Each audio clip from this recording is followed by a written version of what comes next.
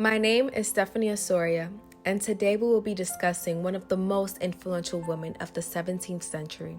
She goes by the name of Elisabetta Sirani, also known as the female Guido Reni. Elisabetta was born on Friday, January 8th of 1638 in Bologna, Italy, into a very artistic family. She is the firstborn of 4 children and is the daughter of the famous Giovanni Andrea Sirani. Giovanni Sirani was a famous teacher and painter at the School of Bologna in Italy. He was a student of Guido Reni, who was one of the most important painters of the Renaissance in that time. From a young age, Elisabetta dreamt of becoming an artist and was lucky enough to find a mentor like Count Carlo Cesare Malvasia, who recognized her and persuaded her father to train her as an artist from the age of 16. She trained in the high Baroque century, therefore had a very theatrical style. This was a time where the Catholic Church wanted to bring back true faith and wanted the believers of Christ to feel Christ's sacrifice. Why is she known as the female Guido Reni, you may ask? Well, since her father, Giovanni, was the apprentice of Reni, a lot of what her father taught her was what he had learned from Reni himself. She worked in her father's studio where Guido Reni's paintings were present, and she analyzed his work. She picked up elements such as lyricalism and how to work with dark, rich tones. Unfortunately, Elisabetta's father, Giovanni, soon developed gout in both of his hands and had to stop working. That meant Elisabetta would have to take over and run the family workshops in order to provide for her family at the age of 17. Being the oldest, she was extremely hardworking and even sold her art on the side to make extra money. Her father, Giovanni, was a selfish man and would take all of her earnings for himself. He also ensured his daughter wouldn't get married just so she can work and provide for her family. In the 17th century, it was rare for a woman to be so talented at such a young age and, well, single. Many men believed that Elisabetta wasn't the artist behind the paintings and that her father probably helped her paint such beautiful paintings. To prove these men wrong, Elisabetta arranged an exhibition in her home where she let great artists and patrons watch her paint live. The Grand Duke Cosimo III de' Medici attended one of her exhibitions in 1664 to watch her paint his uncle, Prince Leopold de' Medici of Tuscany. He even purchased one of her paintings along with the King of Poland. Talk about networking. The 17th century was a very tough time for women. Women were unable to get an education or work in the arts. So Elisabetta opened up her studio to women and mentored them. Her mentees included her 2 younger sisters, Barbara and Anna Maria Sirani, Ginevra Cantafoli, and Lucrezia Scarfaglia. She also influenced many great female artists such as Veronica Fontana and Maria Elena Pansacchi.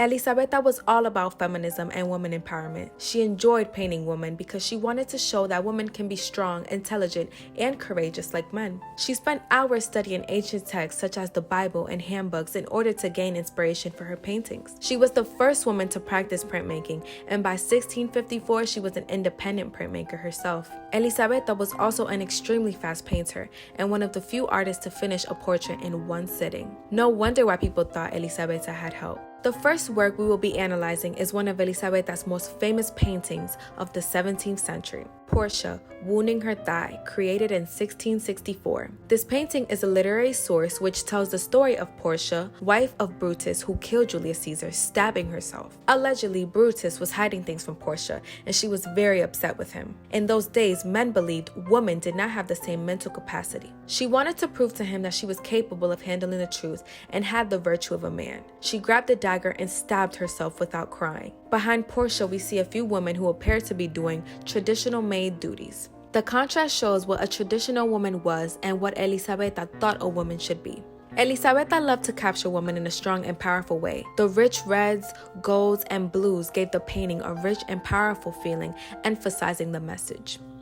The second painting we will be discussing is Virgin and the Child, painted in 1663. This painting is an oil on canvas, and you can find it in the National Museum of Women in the Arts in Washington, D.C. In the painting, we see Mary as a young mother wearing a turban, which signifies that she was a peasant in Bologna. She is carrying baby Jesus and sharing an intimate moment with him as they look into each other's eyes. The painting has a soft, tender, and simple feeling to it. With loose but thick brushstrokes, you can tell that this is an intimate painting. This was known to be Elisabetta's signature style.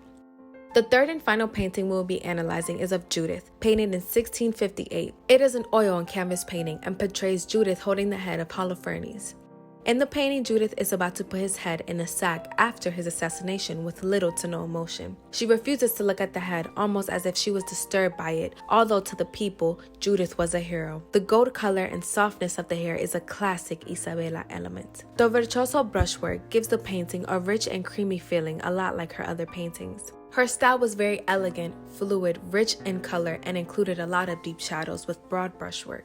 Since the age of 17, Elisabetta kept a journal of all of the paintings and artworks she had done. In the past 10 years, there were 200 paintings and drawings recorded. Some say there were more, but they were not documented because Elisabetta did not want her father to know. In August 1665, at the age of 27, Elisabetta passed away. Her death is a very controversial topic. Elisabetta has spent months complaining about intense stomach pains and started losing weight rapidly. Her father claimed that her maid poisoned her, while Malvasia believed she died from not being able to be with the man she loved. But after further research, the most logical explanation was peritonitis.